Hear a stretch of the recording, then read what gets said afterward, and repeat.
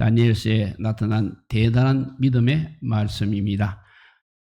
그렇게 아니하실지라도 왕이여 우리가 왕의 신들을 섬기지도 아니하고 왕이 세우신 금신상에게 절하지도 아니할 줄을 아옵소서 하는 믿음을 우리가 계승해야 되겠습니다. 다니엘서를 이렇게 읽어보면 여러 가지 이 교훈을 많이 얻을 수 있는 성경입니다. 첫 번째 우리가 풀무불 이야기와 사자굴 이야기 속에서도 많은 교훈이 있습니다.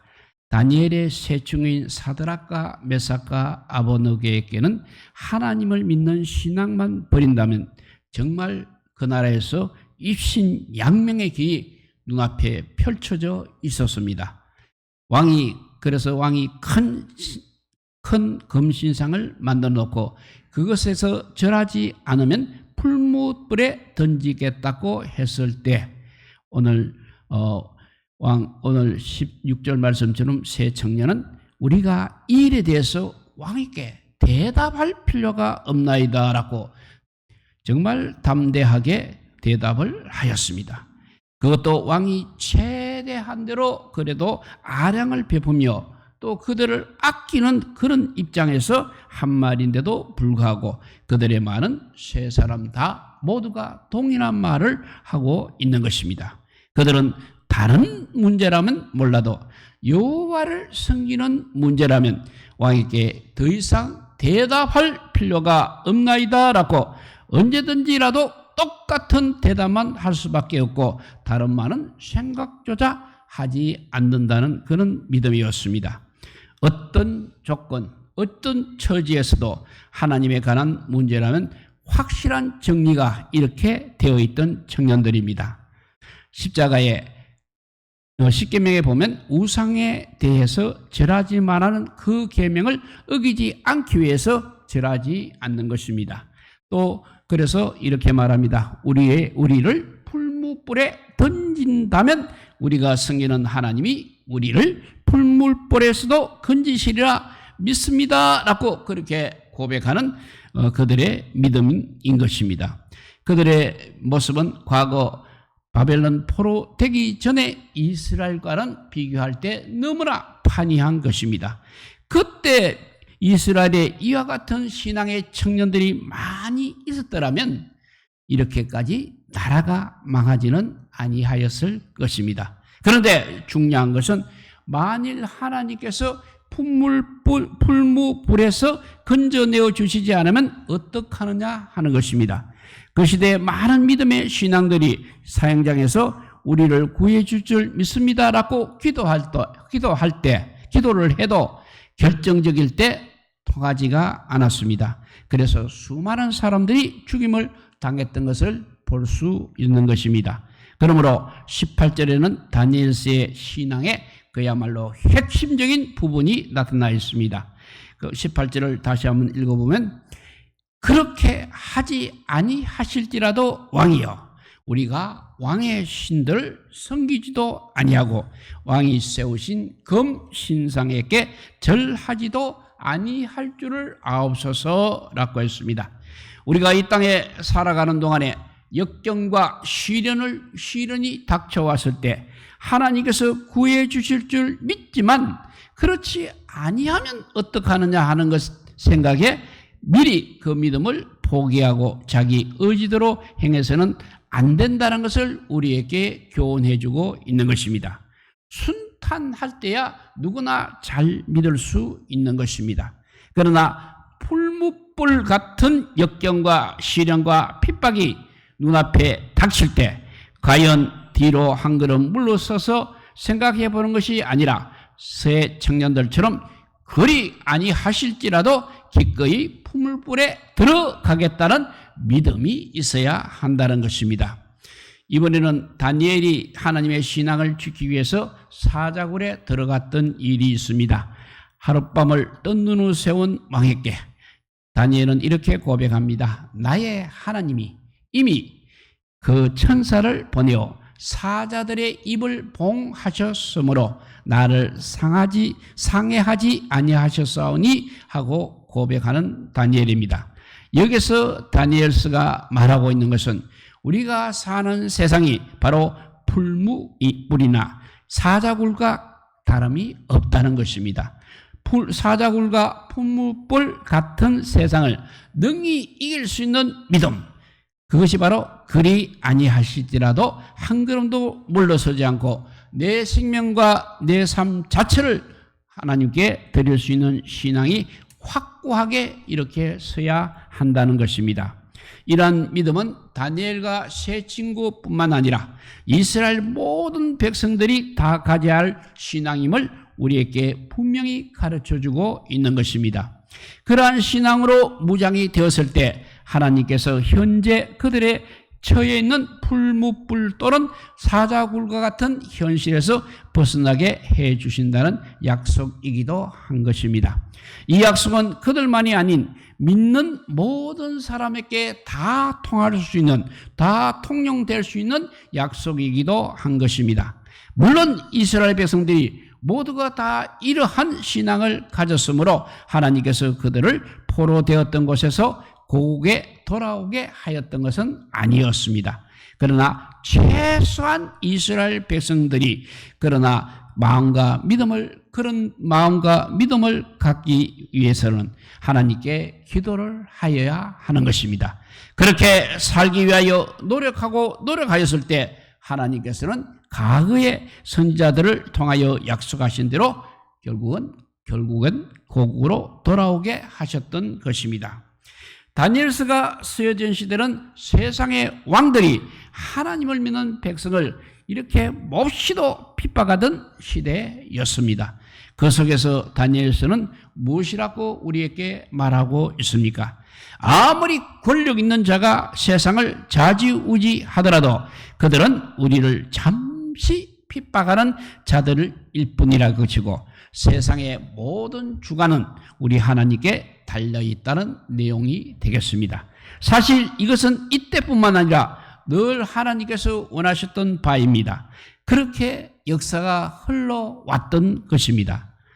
느부갓네살 왕이 꿈에서 본 큰 신상 이야기에서도 이렇게 나타나고 있지 않습니까? 신상의 머리, 가슴, 팔, 배, 넓적다리로 상징된 세상의 왕국들의 종말은 어떠했습니까? 다니엘서 2장 34절과 35절을 읽어보면 이렇습니다. 또 왕이 보신즉 사람의 손으로 아니하고 뜨인 돌이 신상의 철과 진흙의 발을 쳐서 부서뜨리매 때에 철과 금과 녹과 은이 다 부서져 여름 타작마당에 겨같이 되어 바람에 불려간 곳이 없었고 우상을 친 돌은 태산을 이루어 온 세계에 가득하였었나이다 라고 했습니다. 땅에서 날아온 출처를 알 수 없는 그 뜨인 돌은 바로 예수 그리스도를 말씀하고 있는 것입니다. 우상을 친 돌, 세상의 권력과 역사를 까부셔버린 뜨인 돌은 아무도 손을 대지 않는 돌인 예수님으로 인해서 앞으로 우주의 역사, 종말의 역사가 어떻게 될 것인가를 말해주고 있는 것입니다. 또한 느부갓네살 왕이 정신착란적으로 7년 동안 풀을 뜯어먹는 덜 짐승과 같은 생활을 한 사실이 있었습니다. 하나님께서는 이렇게 세상을 다스린다는 것을 우리에게 깨닫게 하신 사건이라 할 수 있겠습니다. 다니엘서 4장 32절에서 34절을 읽어봅니다. 너가 사람에게서 쫓겨나서 덜 짐승과 함께 살면서 소처럼 풀을 먹을 것이요 이와 같이 7대를 지나서 지극히 높으신 이가 사람의 나라를 다스리며 자기의 뜻대로 그것을 누구에게든지 주시는 줄을 알기까지 이르리라 하더라. 바로 그때 이 일이 나 느부갓네살에게 응함으로 내가 사람에게 쫓겨나서 소처럼 풀을 먹으며 몸이 하늘 이슬에 젖고 머리털이 독수리 털과 같이 자랐고 손톱은 새 발톱과 같이 되었더라. 그 기한이 참에 나 느부갓네살이 하늘을 우러러 보았더니 내 총명이 다시 나에게로 돌아온지라. 이에 내가 지극히 높은 이에게 감사하며 영생하시는 이를 찬양하고 경배하였나니 그 권세는 영원한 권세요 그 나라는 대대에 이르리로다 하였습니다. 그 다음에 다니엘서 4장 35절에서 37절은 공동 번역으로 한번 읽어보도록 하겠습니다. 땅에 사는 사람이 다 무엇이냐? 하늘 군대도 마음대로 부리시는데 하물며 땅 위에 사는 사람이라. 누가 감히 그를 붙잡고 왜 이러시냐고 항의할 수 있으랴. 바로 그때 나는 제정실을 되찾았고 다시 임금이 되어 영광을 떨치며 영화를 누리게 되었다. 고문관들과 대신들이 나를 찾아와 나를 다시 왕으로 받들게 되어 나는 저보다 더한 영광을 떨치게 되었다. 그래서 이제 나 느부갓네살은 하늘 임금님께 영광을 돌리며 그를 높이 찬양한다. 하늘 임금님께서 하시는 일은 다 옳고 가시는 길은 항상 곧아서 잘난치 않은 자들을 끄으신다. 이렇게 기록이 되어 있습니다. 이방인인 느부갓네살 왕이 이렇게 깨달았다고 한다면 당연히 믿음의 백성인 이스라엘 백성도 천지를 만드시고 다스리는 여호와 하나님을 찬양하며 경배하며 찬양을 돌려야 할 것입니다. 이러한 다니엘서의 기록을 통하여 이스라엘 백성들은 참으로 많은 것을 깨닫게 되었을 것입니다.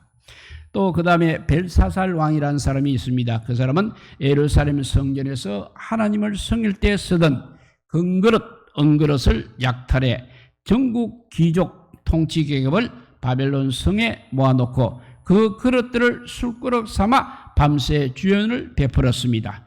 그때 손가락이 나타나 벽에 메네 데겔 우바르신이라는 글자를 썼습니다.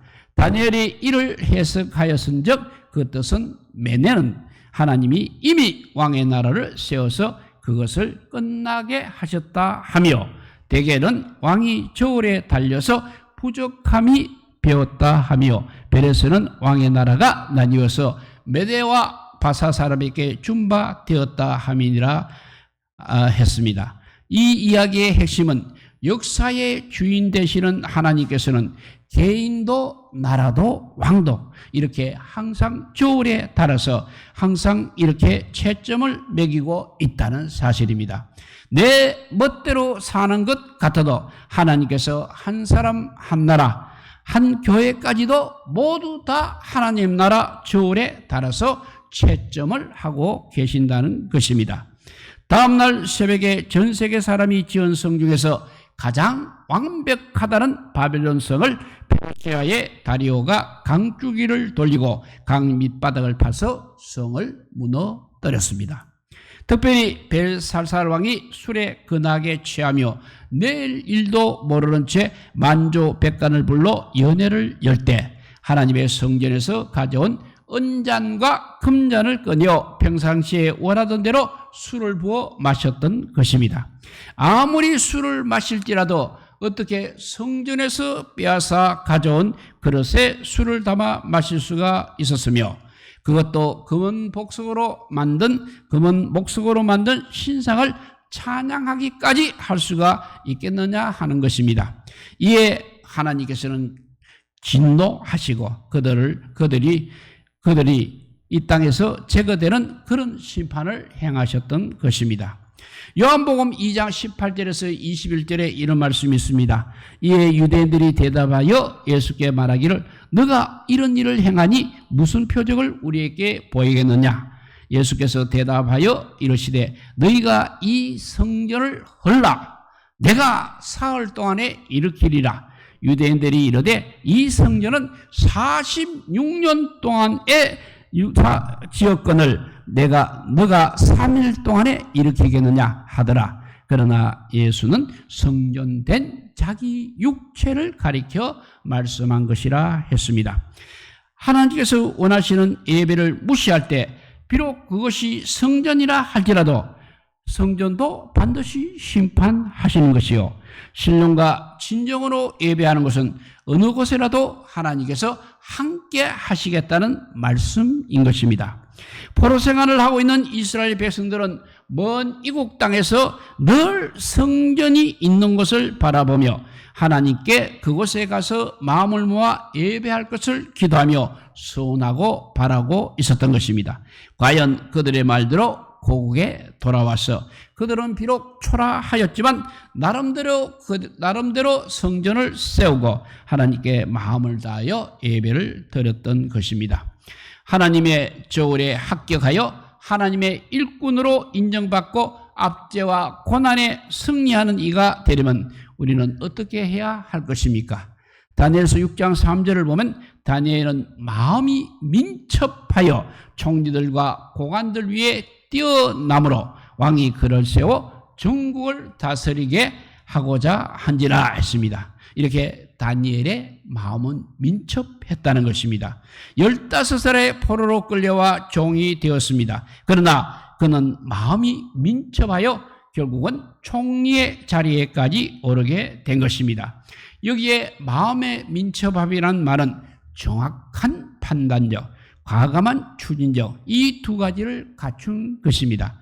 우리가 난세를 헤쳐나가기 위해서는 항상 민첩해야 하는 것입니다. 다니엘과 세 친구는 15살 때부터 뜻을 정하고 그 뜻을 이루기 위해서 그들의 인생을 걸고 세 가지를 결심했습니다. 첫째는 자기를 관리하기 위하여 술은 마시지 않겠다고 하였습니다. 두 번째는 왕궁에 기름진 산의 진미를 먹지 않고 채식을 하겠다고 하였습니다. 젊은 날의 실천사항을 지키기 위해 자기 목숨과 바꿀 정도로 그들은 철저하였습니다. 때문에 난세에 결국 큰 업적을 남기고 위대한 신앙인으로 오늘날 우리의 신앙의 교훈이 되는 것입니다. 세 번째 또 다니엘은 예루살렘으로 향하여 열린 창에서 하루 3번씩 무릎을 꿇고 조국을 위해 기도하며 하나님께 감사를 했습니다. 기도한 사람은 사형장에 끌려간다는 왕명을 듣고 알면서도 다니엘은 하나님께 감사 기도를 결의하지 않았던 것입니다. 구차스럽게 세상 영화를 누려보겠다고 허리를 꼽혀 세상과 타협하는 것이 아니라 하나님을 믿는 신앙으로 지저와 절개를 지키다가 당당하게 불무불가 사자굴로 걸어 들어갈 수 있는 담력과 지조와 품위를 지키는 신앙이 되리라는 교훈을 우리에게 주고 있는 것입니다. 다니엘은 자기의 조국의 해방을 언제 볼 수 있었습니까? 하나님께서는 다니엘의 기도가 시작되는 순간 바벨론으로부터 종살이하는 이 백성을 해방시키라고 천사들에게 명령하셨습니다. 선진국이 되는 것, 통일이 되는 문제, 청소년들의 문제 등이 나라와 자신의 모든 병들이 대체 언제 나음을 받을 것입니까? 바로 경건한 사람들이 무릎을 꿇고 기도하기 시작하는 그때부터 세상의 모든 병은 고쳐지기 시작하는 것입니다. 그래서 주기도문에도 하늘에서 이루어진 것 같이 땅에서도 이루어지다라고 우리에게 가르쳐주고 있는 것입니다. 하나님의 뜻이 나와 가정, 우리 동네, 이 세상에 이루어지도록 반드시 기도하라는 것입니다. 비록 다니엘 선지자가 하나님의 뜻을 알고 열심히 기도를 하였지만 그 많은 이스라엘 백성들이 자신의 잘못과 하나님께서 계획하신 선지자를 통하여 돌려준 말씀을 근거로 하나님께 부르짖었습니다. 때가 가까움에 이어 있어 기도하라고 하신 말씀이 있습니다. 국가를 위해서나 우리 각자를 위해서 하나님께서 주시고자 한 약속하신 것을 기도로서 우리는 기도하면 우리에게 끝내는 이루어 주실 것입니다. 다니엘서 12장 10절에서 12절을 읽어봅니다. 많은 사람들이 연단을 받아 스스로 정결하게 하며 회개할 것이나 악한 사람은 악을 행하느니 악한 자는 아무것도 깨닫지 못하되 오직 지혜 있는 자는 깨달으리라. 매일 드리는 제사를 피하며 멸망하게 할 가증한 것을 세울 때부터 1290일을 지날 것이요 기다려서 1335일까지 이르는 그 사람은 복이 있으리라 했습니다. 불무불 사자굴 같은 연단은 하나님 앞에 흠없이 정결하려는 뜻이 있습니다. 하나님께 순종하고 감사하게 되면 고난을 하나님께서는 곧 거두어 가실 것입니다. 신앙과 절개를 마지막까지 굽히지 않고 마침내 불무불과 사자굴을 통과하는 사람에게는 복이 있는 것입니다. 또 그는 하나님 품 안에서 평강을 누리고 주신 바 축복의 업을 누리게 될 것입니다. 우리가 사는 현실의 삶이 정말 험한 사자굴과 풀무뿌림을 알고 어떠한 대가를 치르더라도 초지일간 믿음으로 극복하는 믿음의 사람들이 다 되시기를 우리 주님의 이름으로 축복드립니다. 기도하겠습니다. 사랑의 하나님 감사합니다. 비록 어린 나이에 포로로 잡혀왔지만 끝까지 주의 말씀 붙들고 초지일간 믿음으로 살았던 다니엘과 세 친구의 이야기들을 담은 다니엘서를 아버지와 살펴보았습니다. 우리가 아버지 어느 시대든 다니엘서의 시대와 같지 않은 시대가 있었겠습니까? 많은 오늘 우리나라의 이 시대를 생각해도 정말 다니엘과 세 친구와 같은 믿음의 사람들이 정말 초지일간 하나님 앞에 믿음을 나타냄으로써 나라를 구하는 역사가 일어날 줄 믿습니다. 아직도 주님께서는 다니엘과 세 친구처럼 기도하는 사람을 찾고 있음을 우리가 깨달아야 하겠습니다. 여러 가지 어려운 사정 속에서도 그래도 아버지요 하나님 앞에 기도함으로써 하나님께서 소망하시는 나라를 이루어가는 우리가 되게 하여 주시옵소서. 우리도 아버지요 여러 형태로 아버지요 기도의 시간을 갖고 있습니다. 주님께서 기뻐하여 주시기를 간절히 비오며 주의 나라와 그의 의를 먼저 구할 때마다 이 모든 것이 더하여지는 역사를 우리도 경험하는 귀한 하나님의 나라가 되게 하여 주시기를 간절히 빌고 원하올 때 우리 구주 예수 그리스도 이름으로 기도드리옵나이다. 아멘.